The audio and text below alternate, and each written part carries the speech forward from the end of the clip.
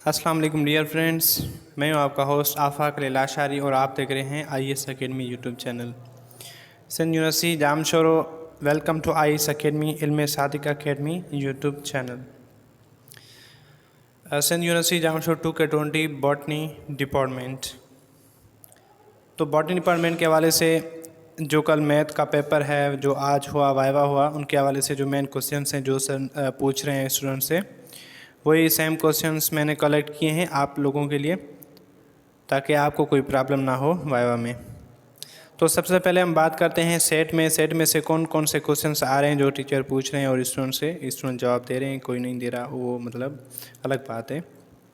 ठीक है, तो सबसे पहला जो क्वेश्चन पूछा जाता है वो है कि व्हाट इज सेट, सेट क्या है। सही है।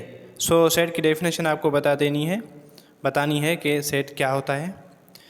और how many ways to write a set, वो कितने वेज हैं जिसमें सेट को हम लिखते हैं। 3 वेज, 3 मैंने लिखा है ब्रैकेट में। जो पहला है व्हाट इज़ टेबुलर फॉर्म, तो वो भी पूछा जाएगा कि टेबुलर फॉर्म क्या है। टेबुलर फॉर्म की डेफिनेशन बता दें। Anything tabular is arrange in a table with a rows in columns. कोई भी चीज़ टेबुलर है, मतलब टेबल फॉर्म में बनी है। For example rows and columns में कोई चीज़ बनी हुई है तो उसको हम क्या कहेंगे, टेबुलर, या टेबल के फॉर्म में बनी हुई है।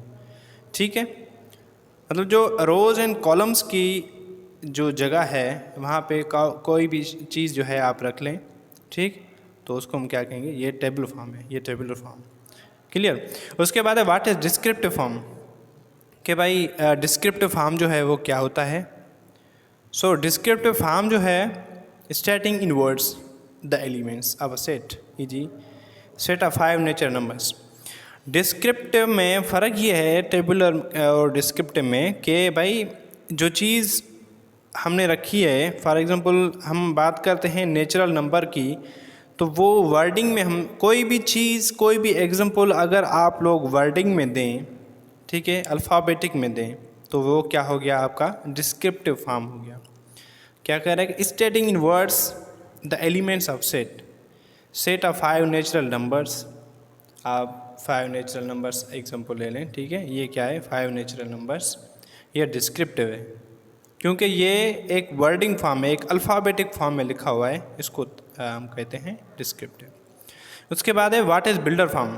भाई बिल्डर फॉर्म क्या है, ये तो आपने दो बता दिए। टेबुलर फॉर्म जो है वो टेबल्स में, रोज एंड कॉलम्स में आए, उसको हम कहते हैं टेबुलर।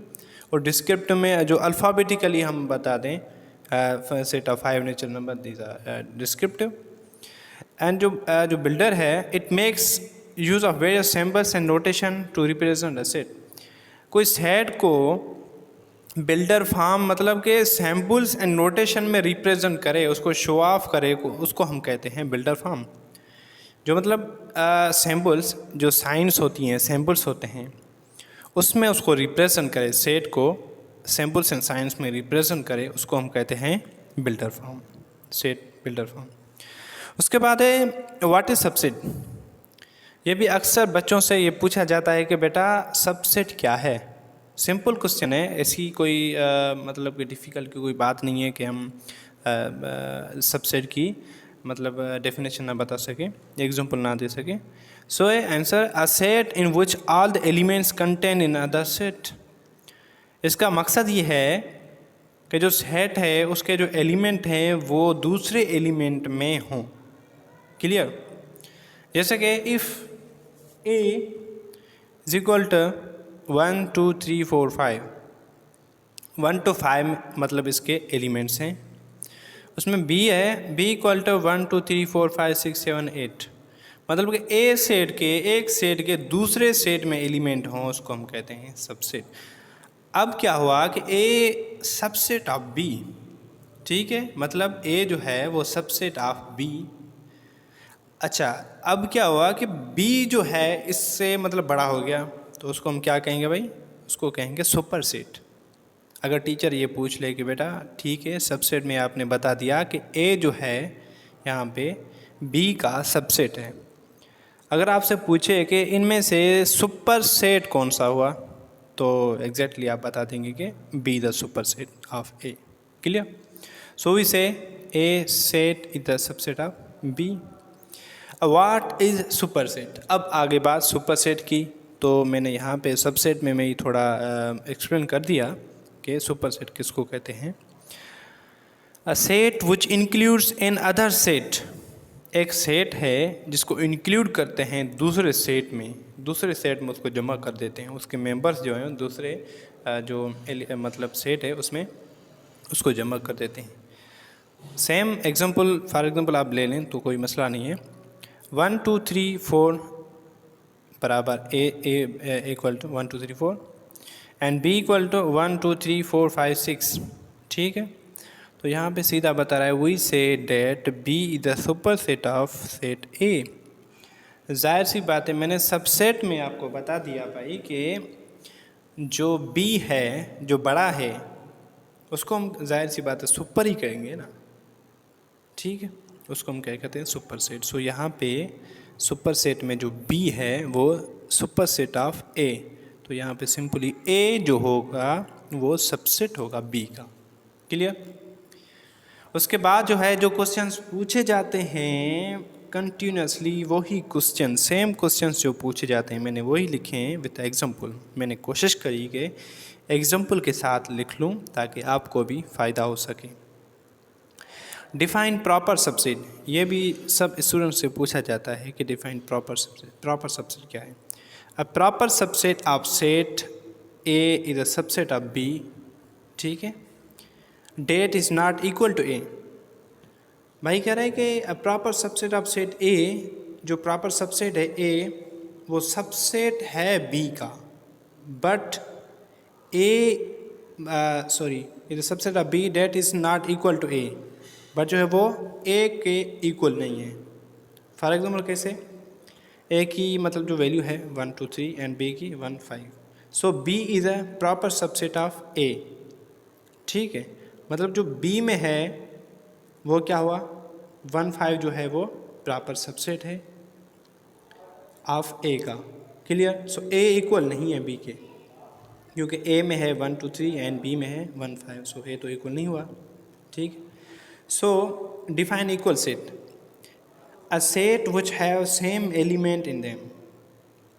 एलिमेंट जो है सेम हो, सीक्वेंस का नहीं बता रहा। इक्वल में सीक्वेंस की कोई इशू नहीं है। मैंने एग्जांपल लिखा है कि A B C and C A B. भाई इसमें सीधा आप देख सकते हैं कि ए बी सी लिखा है, फिर लिखा है सी ए बी, जो सेम एलिमेंट्स हैं वही तो है ना, A B C A B, मतलब एलिमेंट तो सेम है, ठीक। मतलब एलिमेंट आपके सेम हों दोनों में, दोनों सेट में, उसको हम कहते हैं इक्वल सेट। क्लियर है?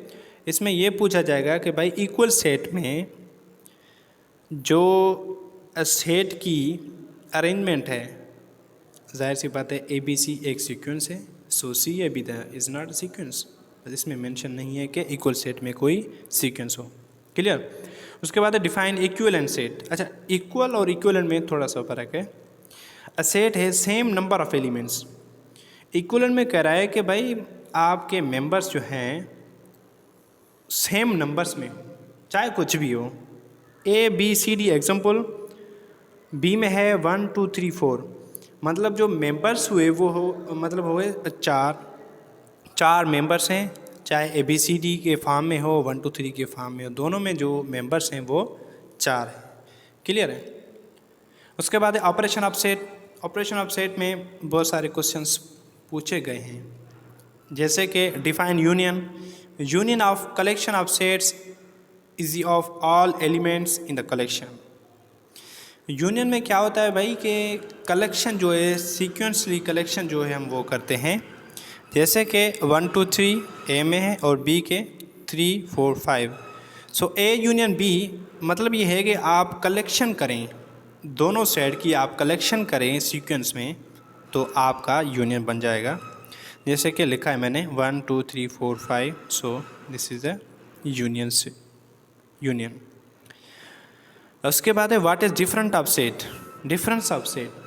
अच्छा भाई, डिफरेंस ऑफ सेट क्या है? A set of all elements of set A that are not in set B. कह रहा है कि सेट ए जो सेट ए में जो एलिमेंट्स हैं वो सेट बी में एलिमेंट्स ना हो। ठीक, कैसे? एग्जांपल, ए मतलब ए में है A B C D and B में है बी डी ई। यहाँ पे जो रिज़ल्ट आएगा वो बी में नहीं होगा, ए एंड सी वो तो बी में नहीं है। तो क्लियर, ये हुआ हमारा डिफरेंस ऑफ, मतलब डिफरेंस में हम साइन देते हैं माइनस की। उसके बाद है Cartesian product. The Cartesian product of any set A with any other set B is the set of all order pairs. Cartesian product में क्या होता है कि आप मल्टीप्लाई करते हो एक सेट को दूसरे सेट से।